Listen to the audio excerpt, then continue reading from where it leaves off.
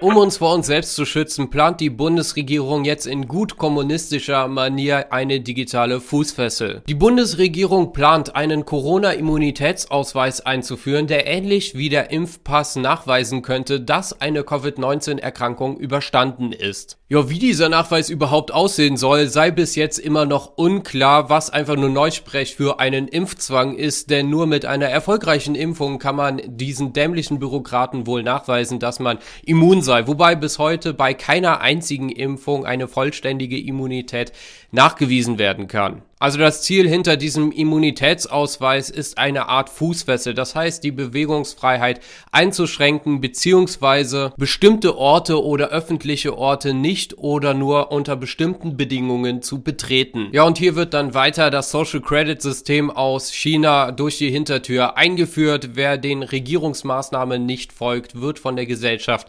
isoliert. Und dazu, wer sich das mal ein bisschen genauer vorstellen will, wie so eine Welt aussehen kann, dem empfehle ich den Film In Time.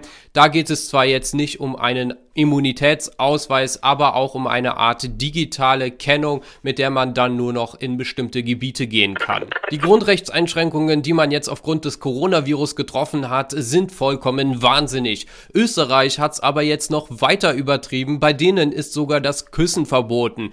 Das hat jetzt der Gesundheitsminister Rudi Anschober bestätigt. Ein Kuss beim Verabschieden oder einfach so auf der Straße zwischen nicht zusammenlebenden Menschen nicht erlaubt, umschreibt der Minister. Bestehende Regeln setzt auch das nicht außer Kraft. Konkret festlegen will sich Anschober hier nicht. Er deutet aber an, es würde wohl auch die Polizei beim Kussvorgang eingreifen. Ja, als ich mir das so durchgelesen habe, habe ich mir nicht nur an die Stirn gefasst wegen der Sache an sich, sondern wer überhaupt von einem Kussvorgang spricht, der kann schon nicht mehr viel Menschlichkeit in sich haben. Aber der Wahnsinn von diesem Wahnsinn ist noch, dass das Ganze nicht nur auf der Straße nicht gemacht werden soll, sondern man soll das auch zu Hause unterlassen. Abstandsregeln und Co. gelten auch in den eigenen vier Wänden. Und auch wenn es nicht kontrolliert und sanktioniert wird, vom Küssen zwischen nicht zusammenlebenden Personen ist auch daheim abzusehen. Ja, da kann man sich doch mal echt glücklich schätzen, dass nicht gleich das Ordnungsamt auf der Matte steht, wenn man sein Tinder-Date zu Hause hat.